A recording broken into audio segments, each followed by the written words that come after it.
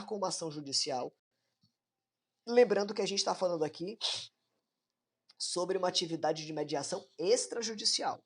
Se as partes concordam em não se submeter a um procedimento de arbitragem ou demandar judicialmente envolvendo temas referentes àquela discussão, o árbitro ou o magistrado tem a possibilidade de suspender o procedimento até que se resolva aquela demanda de mediação e depois o procedimento segue o seu curso regular. O parágrafo único vai dizer o seguinte ainda: o disposto no caput não se aplica a medidas de urgência em que o acesso ao poder judiciário seja necessário para evitar o perecimento do direito, certo? Então essa suspensão das atividades, quando existe uma cláusula ou quando há manifestação das partes no sentido de que não se demande judicialmente ou através da arbitragem, autoriza que o procedimento judicial fique congelado até que os termos sejam efetivamente alcançados na abordagem da atividade de mediação, certo? Isso vai acontecer naquelas situações em que você tem uma hipótese em que se pode chegar a resultados distintos. A gente já comentou sobre isso também em sala de aula. Se teria um risco muito grande, por exemplo, de se chegar a resultados incompatíveis. Então, por exemplo, vamos imaginar que em uma demanda envolvendo a mediação exista uma discussão acerca de uma dívida em dinheiro e uma parte, por exemplo, uma parte deve R$ 1.000 a outra parte. E aí a parte devedora, ela procura o credor que provocou o início de um procedimento de mediação e diz o seguinte: olha, vou fazer o seguinte, eu não tenho condição de lhe pagar os 1.000, mas eu vou lhe pagar agora, imediatamente, em dinheiro, R$ 750 e você vai me perdoar a dívida, você vai dar perdão da dívida. Digamos, hipoteticamente, que a parte credora pense assim: rapaz, esse cara é extremamente trabalhoso, é uma pessoa problemática. Eu vou receber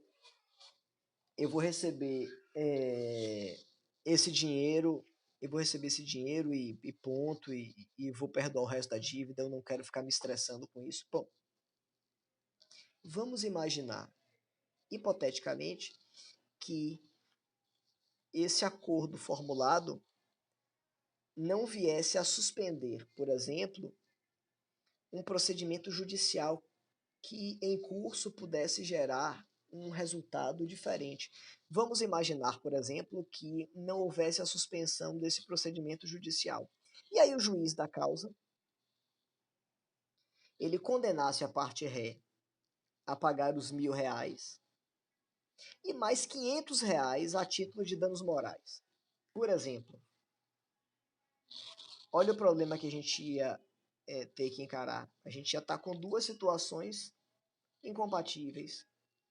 Uma, a parte teria feito um acordo aceitando receber R$ 750 e no processo judicial o magistrado teria sentenciado em favor dessa parte autora, concedendo-lhe o direito ao importe financeiro de R$ 1.500, 1.000 a títulos da reparação estrito sensu do valor que ele emprestou, que ele entregou e que não lhe foi restituído, e mais R$ 500 em relação a danos morais. Olha o problema armado. Nós temos dois elementos normativos, dois elementos que se caracterizam como títulos, um judicial, outro extrajudicial, mas ambos com força normativa, em sentido contraditório, e se teria uma situação de insegurança jurídica, ou seja, a gente já está em uma situação de insegurança, de instabilidade jurídica. Para evitar esse tipo de situação, o legislador achou por bem estipular um parâmetro no sentido de que toda vez que se tiver um procedimento de mediação em curso ou que se propõe o procedimento de mediação, os processos judicial e arbitral devem ficar suspensos. Da mesma maneira como prescreve o artigo 23, no seu parágrafo único. Parágrafo único? Sim. O 23 caput e o parágrafo único. Se as partes pré-estabelecem que será necessário aguardar que uma condição específica venha a acontecer e que não iniciarão um procedimento judicial, caso isso venha a acontecer, você tem que suspender tudo. Mas lembrando, tanto em uma quanto em outra situação, aquelas ditas tutelas de urgência, elas não são tocadas. Exatamente para que a gente possa discutir o mérito, abordá-lo até mesmo em sede de mediação, mas sem que isso venha a afetar a segurança jurídica do procedimento e sem que isso venha a trazer algum tipo de risco de que determinado direito venha a perecer pelo fato dele não ter sido resguardado, protegido no momento oportuno, certo? Então, a ideia é proteger o direito enquanto se discute, enquanto se aborda aquela demanda em sede de mediação. Fumus boniuris, periculum mora, os pressupostos de concessão de liminares são os fundamentos que vão justificar a agregação dessas ressalvas, que vão dizer que, para evitar o perecimento do direito, as matérias de urgência elas não serão alvos das suspensões processuais no âmbito do Poder Judiciário, nem das suspensões da atividade de mediação. Beleza? 100%. Tem o áudio direitinho? Todo mundo está ouvindo bem? Vamos sinalizando aqui, viu? Mas deve estar bom se não tinha mais gente chiando.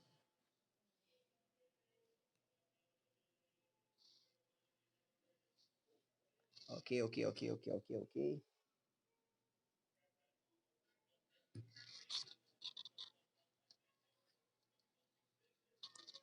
Às vezes a gente tem alguns problemas em relação à conexão. Às vezes uma ou outra conexão não fica muito legal, mas fiquem tranquilos que eu tô gravando essa aula e depois eu vou postar no mural do Google Classroom e aí vocês têm condição de vê-la na íntegra, viu? Fiquem muito tranquilos. Vamos lá. Artigo 24 da Lei de Mediação. A gente começa a tratar agora, fechamos o tópico falando sobre a mediação extrajudicial, certo? A gente viu na aula passada elementos de uma teoria geral, vimos agora há pouco os fundamentos da mediação extrajudicial, especificamente a extrajudicial, e começamos a tratar agora sobre a mediação judicial, sobre a mediação que está vinculada a um procedimento processual, ou seja, aquela que decorre aquela que decorre de um procedimento de natureza processual, em que a gente inicia o processo, mas antes de ocorrer a angularização, a gente tem a atividade de mediação. Pode falar.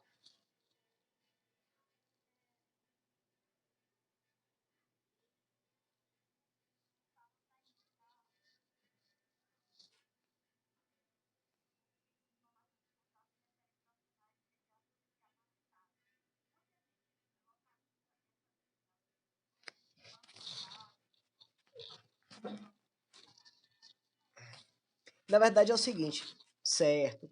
O que é que acontece? Quem apresenta essa lista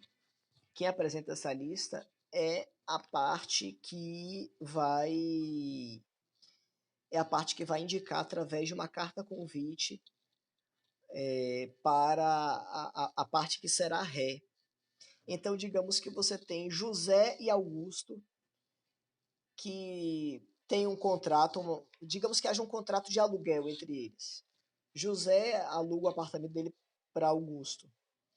E aí eles trazem nos termos desse contrato de aluguel uma cláusula de mediação que indica que as partes, caso surja alguma hipótese de conflito, eles deverão resolver esse conflito através do procedimento de mediação. Mas digamos que seja um contrato com uma cláusula vaga, que não detalha muito como vai ser, quais são os critérios, ou apenas cita mediação de forma generalista. Quando você tem um contrato que é vago, que tem lacunas ou que é generalista, a lei vai trazer uma série de referências a partir do parágrafo 2º do artigo 22 para que essas lacunas sejam sanadas. Então, assim, se não tiver nada falando sobre prazo, vai ser tal. Se não tiver nada falando sobre o local, vai ser tal. Uma delas é exatamente essa.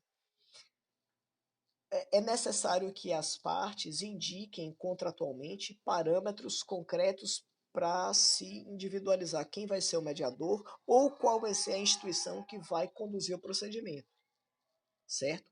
Quando isso não acontece, digamos que José e Augusto têm esse contrato, que haja uma cláusula genérica de mediação, mas que não haja nenhuma indicação mais específica sobre quem vai ser, quais vão ser os mediadores. Aí Augusto, que quer buscar com o José um procedimento de mediação, ele vai enviar uma carta com a referência de 5 nomes com os endereços de possíveis mediadores para que o outro, José, possa, dentre aquele rol, escolher. Na verdade, os mediadores extrajudiciais, eles são escolhidos pelo somatório da vontade das partes. Então é necessário que ambas as partes concordem com aquela pessoa que vai realizar o procedimento. Então, como elas não estipularam um critério objetivo para que esse mediador fosse indicado, cabe ao autor providenciar um rol com nomes e endereços de possíveis mediadores para que a parte ex-adversa, para que a parte que será ré, escolha. E por que é que se dá essa possibilidade à parte ré? Porque a parte autora já elencou um conjunto de nomes dos quais ele previamente concorda. Se a parte ré concordar com algum deles, beleza, tá tudo em casa, tá tudo resolvido. Belezinha? Ficou claro?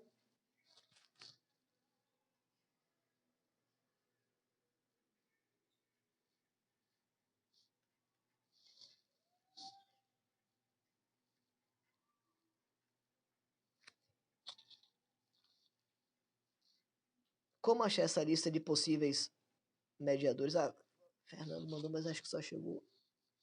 Mas acho que chegou agora.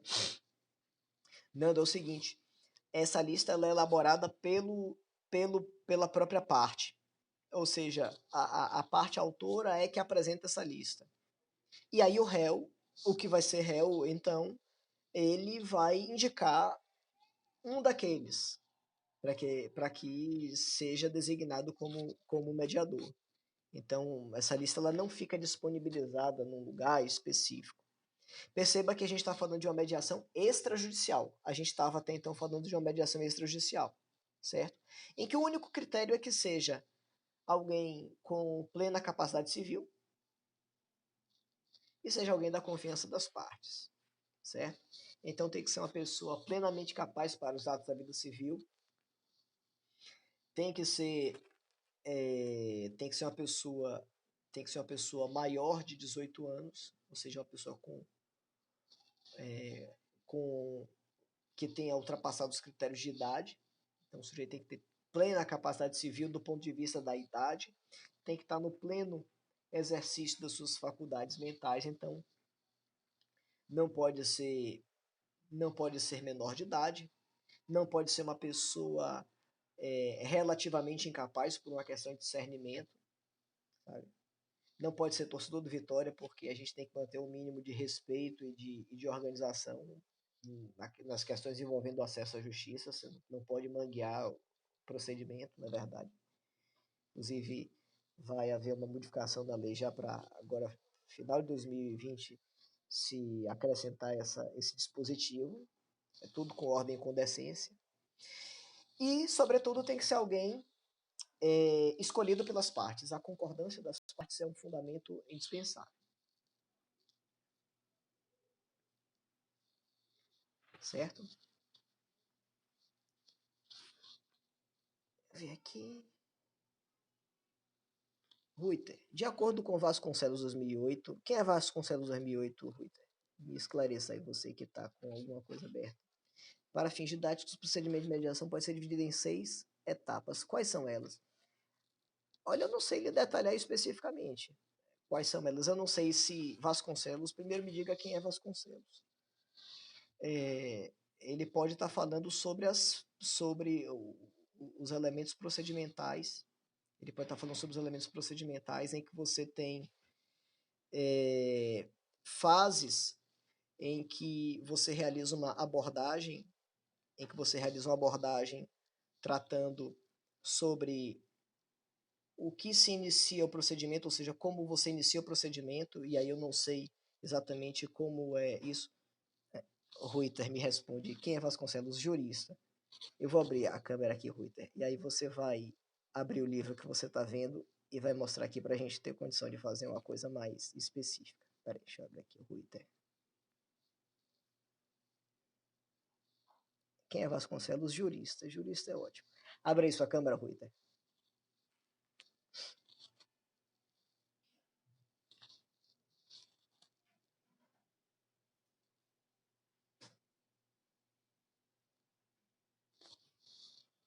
Tá aqui aguardando. Não tem câmera. Ruiter, você vai fazer uma pesquisa então para a gente, para a próxima aula, trazendo essas informações e detalhando esses aspectos, porque assim, de acordo com Vasconcelos 2008, para fins didáticos, você está com qual livro de Vasconcelos, Ruiter?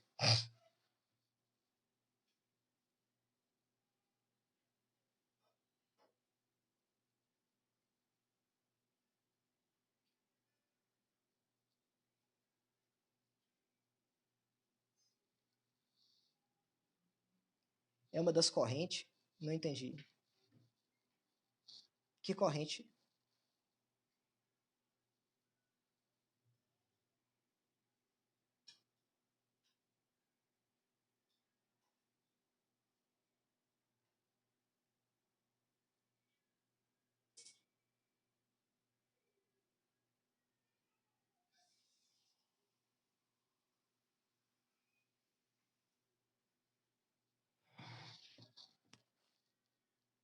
Estou aguardando, Ruiter. Pode detalhar para a gente aqui.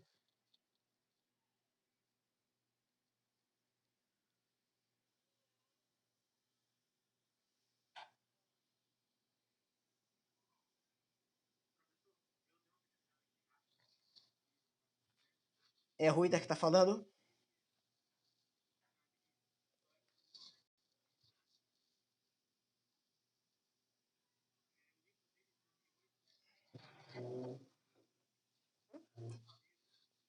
Em 2008, a lei de mediação foi criada em 2015.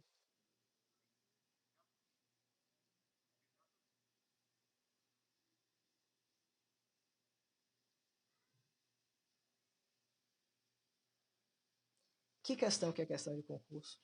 Eu não estou entendendo, não. Não estou entendendo, não. Eu queria sugerir aos colegas que quando tiverem alguma questão, que detalhem as questões de forma mais precisa, sabe? Questões e perguntas soltas. A segundo fundamental, existem algumas questões. Pontue de forma clara. E pontue de forma clara dentro do assunto que a gente está abordando, porque senão vocês atrapalham o segmento das discussões. Ou então faça o seguinte, a gente termina a aula efetivamente e aí continua com a rede aqui aberta. E aí você detalha, Ruiter, o que você quer, a dúvida que você tem, onde você achou, qual foi a fonte, e a gente vai discutindo, vai detalhando, porque isso faz com que a gente não fique aqui elocubrando. Você faz uma pergunta que nem você sabe exatamente do que é que se trata, entendeu?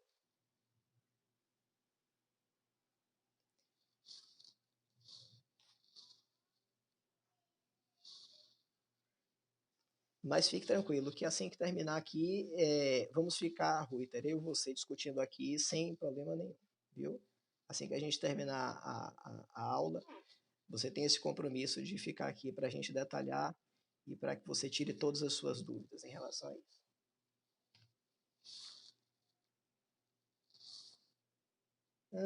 Mediação judicial. A gente trata, a partir do artigo 24, de elementos a que se referem à atividade de mediação atrelada a, atrelada a um procedimento que se inicia no âmbito de um procedimento efetivamente jurisdicional. Quando a gente tem a possibilidade de iniciar o procedimento judicial abordando de que maneira esse procedimento vai trazer para si uma atividade de mediação. Então, a mediação vai partir do pressuposto, de que se terá uma atividade de análise daquela demanda, sempre se pautando da possibilidade de se realizar um acordo. Esse acordo, sendo formalizado antes do procedimento jurisdicional, ele abre a possibilidade de que nós não tenhamos o segmento de um processo efetivamente. Ou seja, o Ruiter pergunta de novo, ele faz um questionamento sobre os 6 passos da mediação, só queria saber quais são. Foi o seguinte, Ruiter, eu já falei algumas vezes aqui, mas você está insistindo. Porque toda vez que vocês fazem uma pergunta, sobe aqui. E você está insistindo em um ponto que a gente já ultrapassou. Como eu já lhe falei, quando eu terminar, você vai abrir seu áudio e a gente vai conversar depois que terminar isso aqui. E aí eu tiro suas dúvidas. Eu não sei se você viu alguma questão que você quer verificar, enfim. Eu não estou entendendo porque é que você está questionando nesse momento sobre um assunto que não tem nada a ver com o que a gente está abordando aqui. Citando um autor de um livro de 2008, quando nem existia uma lei de mediação. Mas eu tenho certeza que você vai, depois que terminar a nossa aula, esclarecer esses pontos todos e a gente vai resolver essa questão. Beleza? Então, o procedimento de mediação, ele, na esfera judicial, se pauta especificamente em uma abordagem que pressupõe uma análise antecedente ao processo judicial e que vai trazer como consequência a possibilidade de você matar o procedimento antes dele ser judicializado de forma plena. Quanto a isso, a lei vai trazer os seguintes aspectos no que tange a mediação judicial. Os tribunais criação centros judiciários de soluções consensuais de conflitos, responsáveis pela realização de sessões e audiências de conciliação e mediação, pré-processuais e processuais, e pelo desenvolvimento de programas destinados a auxiliar, orientar e estimular a autocomposição. Então, nós temos nesse aspecto uma situação em que os tribunais de justiça dos estados vão trabalhar de forma objetiva, estabelecendo parâmetros para que se escolham programas voltados para estimular o desenvolvimento das ferramentas de promoção de acesso à justiça e a criação desses centros de promoção de acesso à justiça chamados de SEJUSCs, hoje chamados de SEJUSCs. Esses centros fazem referência há um conjunto de atividades de promoção de acesso à justiça que nós já encontramos em larga medida, sobretudo aqui no nosso estado da Bahia, há muito tempo. Aquelas pessoas que têm um contato há mais tempo com as nossas atividades judicionais, elas vão se recordar acerca da existência dos balcões de justiça e cidadania que se propõem exatamente a promover esse acesso mais amplo à justiça. Então, a gente tem uma atividade dúplice por parte dos tribunais de justiça, primeiro no sentido de estabelecer parâmetros formais para que sejam formulados, estipulados fundamentos dessa atividade de mediação no âmbito dos estados, e, em segundo lugar, de se adotarem políticas públicas voltadas para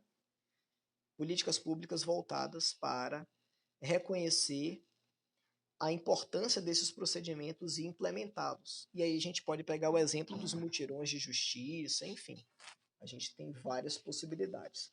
Aí você vai ter previsões normativas que vão estabelecer esses parâmetros. A gente vai ter atividades concretas dos tribunais e a gente vai ter também a possibilidade de se entabular uma série de políticas públicas, e aí a gente já fala sobre gestão pública, voltadas para esse tipo de abordagem. Parágrafo único. A composição e a organização do centro serão definidas pelo respectivo tribunal, observadas as normas do Conselho Nacional de Justiça. Então, o CNJ vai estabelecer os parâmetros gerais para que essa organização dos centros seja estabelecida. Artigo 25. Na mediação judicial, os mediadores não estarão sujeitos à prévia aceitação das partes, observado o disposto no artigo 5º dessa lei.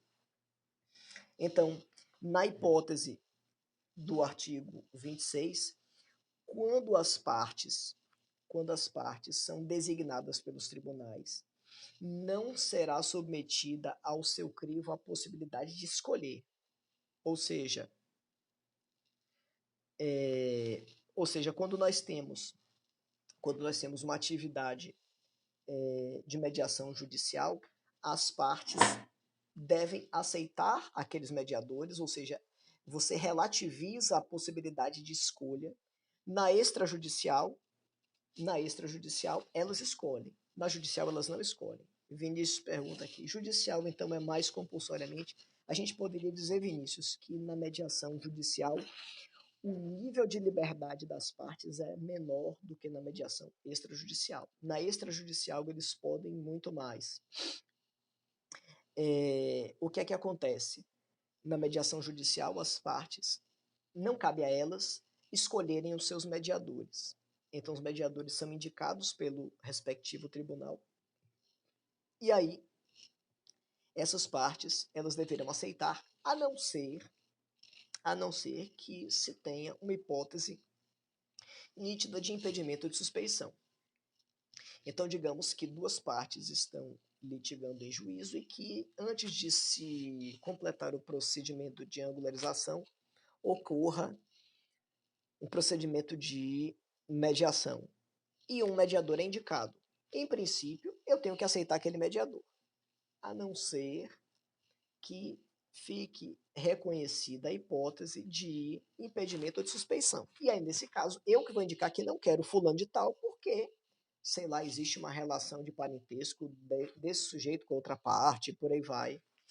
E nesse aspecto, eu tenho direito a que outro mediador seja indicado, mas em hipóteses convencionais, não. Beleza? Alguém está com o áudio ligado aqui?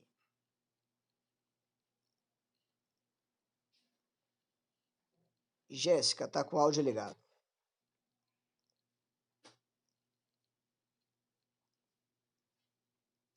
Deixa eu... Pronto.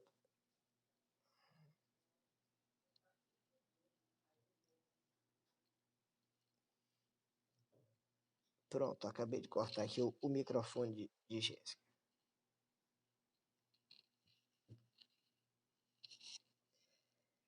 Então, o que é que a gente tem? Esses centros de de promoção de acesso à justiça,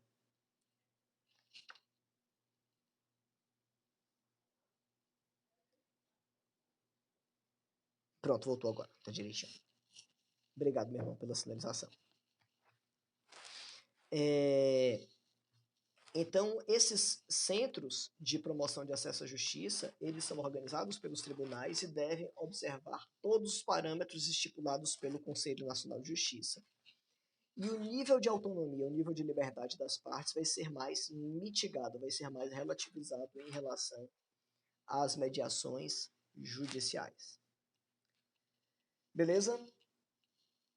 Artigo 26. As partes deverão ser assistidas por advogados ou defensores públicos, ressalvadas as hipóteses leis 9.099 e 10.259 de 2001. O que é que a gente tem em termos práticos? As partes, elas devem ser assistidas por advogados ou por defensores públicos, a não ser naquelas circunstâncias em que a parte tenha a prerrogativa do jus postulandi. Então, ela não precisa, em determinadas circunstâncias, estar acompanhada, estar munida de advogado, certo? Mas a gente tem sempre que lembrar daquele parâmetro geral de que as partes devem estar concomitantemente assistidas, se for o caso. Em outras palavras, dependendo da circunstância, eu não preciso que a parte esteja acompanhada por um advogado ou por um defensor público. Mas, se uma das partes estiver sendo acompanhada por alguém que patrocine a sua demanda, a outra parte também deve estar. Eu não posso ter uma situação, por exemplo, em que apenas uma das partes está assistida e a outra não. Além disso, nos dirá o artigo, o parágrafo único. Aos que comprovem o suficiente de recursos, será assegurada assistência pela Defensoria Pública. Certo? Artigo 27. Se a petição inicial preencher os requisitos essenciais e não for o caso de improcedência liminar do pedido, quando é que pode acontecer essa improcedência? Por exemplo, quando o objeto não for passível de análise de mediação. Existem alguns tipos de demandas em que não cabe a abordagem através da mediação. Vamos imaginar que se esteja tratando de direitos que não têm natureza patrimonial disponível e que sejam direitos indisponíveis que não podem ser alvo de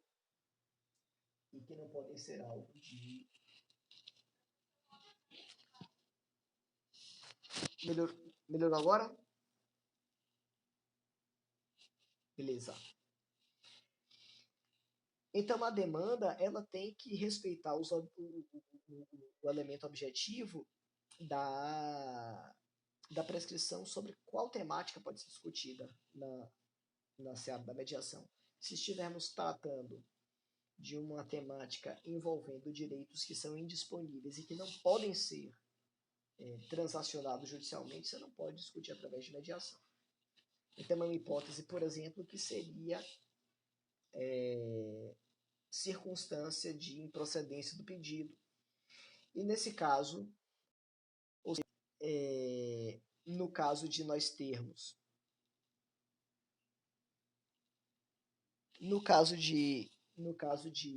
nós termos uma demanda que preenche os requisitos básicos e que não esteja incompatível com o objeto da mediação, o juiz deverá indicar a sessão, designará a sessão de mediação para que em sede pré-processual ela se opere. Certo? Artigo 28. O procedimento de mediação judicial deverá ser concluído em até 60 dias, contados da primeira sessão, salvo quando as partes de comum acordo requererem a sua prorrogação. Ou seja, a atividade de mediação estabelece que todas as vezes que se iniciou o procedimento é necessário que a audiência ocorra, ou seja, que a conclusão desse procedimento se dê em até 60 dias.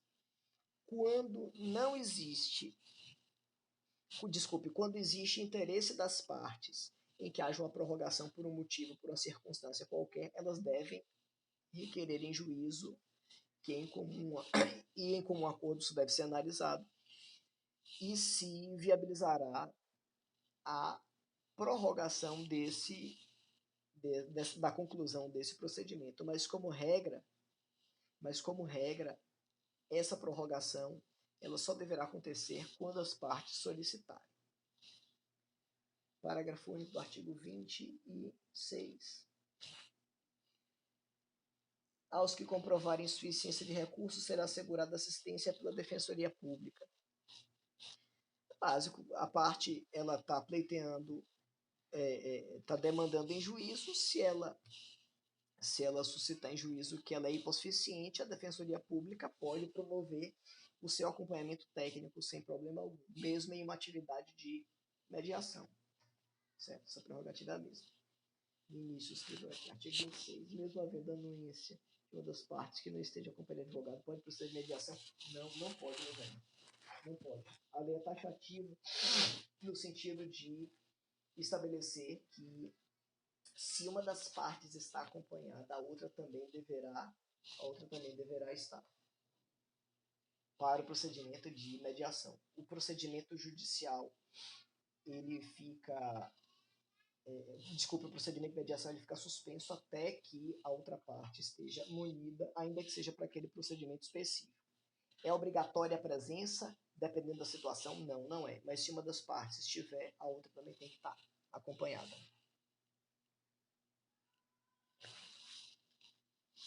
Parágrafo único do artigo 28. Se houver acordo, os autos serão encaminhados ao juiz, que determinará o arquivamento do processo e, desde que requerido pelas partes, homologará o acordo por sentença e o termo final da mediação e determinará o arquivamento do processo. O que é que acontece? Caso haja um acordo e esse acordo estabeleça a resolução desse conflito em caráter terminativo, logicamente não se dará seguimento ao procedimento judicial, o procedimento se concluirá e nós teremos diante disso a formação de um título que poderá, a requerimento das partes, ser homologada pelo juiz. Olha que aspecto importante. Nós estamos falando de uma mediação judicial, que acontece no âmbito do poder judiciário. Mas o produto é um acordo, certo? Teremos, a princípio, um título executivo extrajudicial que, a requerimento das partes, poderá ser homologada pelo magistrado. Mas isso se dá de forma automática, imediata, independente da vontade das partes? Não, as partes precisam requerer que isso aconteça. Certo? E, por fim, o artigo 29 da Lei de Mediação trará o seguinte elemento. Solucionado o conflito pela mediação, antes da citação do réu, não serão devidas custas judiciais finais. O que é que o artigo 29 traz para a gente a título de informação? O artigo 29 vai trazer para a gente que todas as vezes que estivermos diante de um acordo que venha a ser formulado antes da citação do réu, ou seja, um acordo formulado ainda na fase de análise preliminar da atividade de mediação, não serão devidas custas finais para nenhuma das partes. Essa é uma medida adotada pelo legislador da lei de mediação exatamente com o intuito, exatamente com o objetivo de fomentar, com o objetivo de incentivar as partes a formularem um acordo nessa fase. Você poderia até questionar o seguinte, mas vem cá, as partes, elas poderiam formular um acordo depois, elas poderiam, já em uma fase em que o processo está em curso, elas fazerem um acordo, em uma fase recursal, podem, sem problema nenhum. Em qualquer fase processual ou em qualquer grau de jurisdição, nós temos a possibilidade de proposição de acordo sem problema algum. Mas qual é a vantagem de que esse acordo seja feito nessa fase preliminar? É exatamente o fato de não se ter valores devidos para esse tipo de demanda. Ou seja, você não vai ter custas finais que sejam cobradas das partes.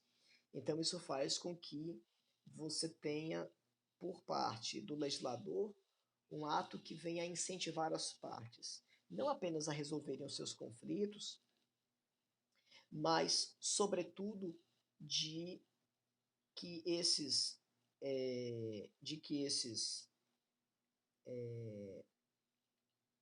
acordos sejam estabelecidos em uma fase antecedente ao processo, de maneira tal que não se tenha a possibilidade de prolongar o processo, de fazer com que ele se estenda. Beleza? Deixa eu ver aqui. Rafael. O acordo de mediação judicial homologado pelo magistrado deve se tornar um título executivo extrajudicial? Não. Quando homologado pelo magistrado, ele se tornará título executivo judicial. Alexandre. O artigo 28 fala em homologação do acordo por sentença. Isso não dá o condão de título executivo judicial? Dá sim, Alexandre. Quando ele é homologado por sentença, ele se torna título executivo judicial. Mas vamos fazer a leitura do artigo 28. Desculpe.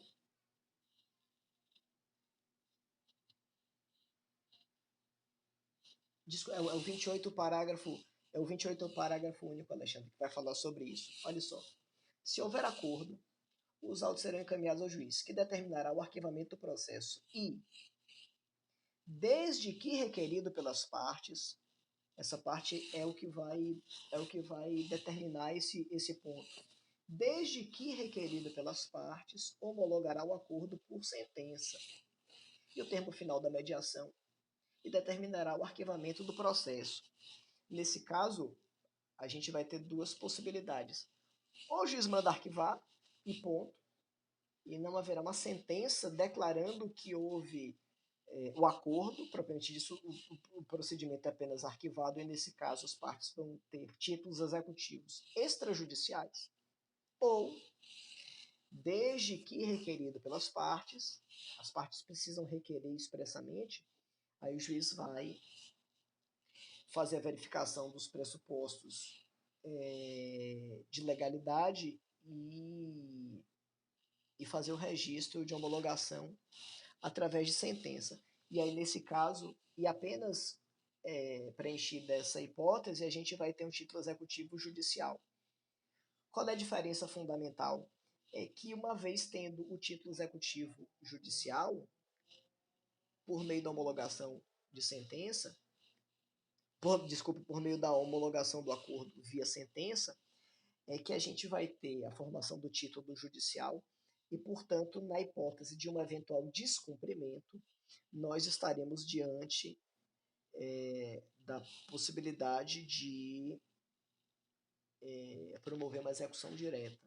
Então, no caso do descumprimento, eu não preciso iniciar um procedimento cognitivo para formar o título. Eu precisarei apenas promover a execução direta dessa demanda. Sim, Alexandre, seria no mesmo processo. Só tem que, na primeira hipótese, o juiz arquiva automaticamente, não faz nada. E na segunda hipótese, a requerimento das partes, ele sentencia homologando e depois arquiva. Só vai mudar a natureza. As partes podem desistir do acordo? Em princípio, não. Depois que elas firmaram um acordo, depois que já tem um acordo formulado, em princípio, não. Se uma parte desiste do acordo, deixa de cumprir o acordo, a outra parte pode buscar a execução. sem problema. Mesmo antes da citação, Alexandre, Deus está perguntando, Alexandre está complementando, mesmo antes da citação, repare que essa parte de formulação de acordo toda é antes da citação. É uma fase pré-processual do ponto de vista estritamente formal. Pergunta de Vinícius. Antes de ser homologado, terá prejuízo? Pode haver um prejuízo, sim, porque as partes formulam um acordo, não houve homologação através de sentença, então nós temos aí um título executivo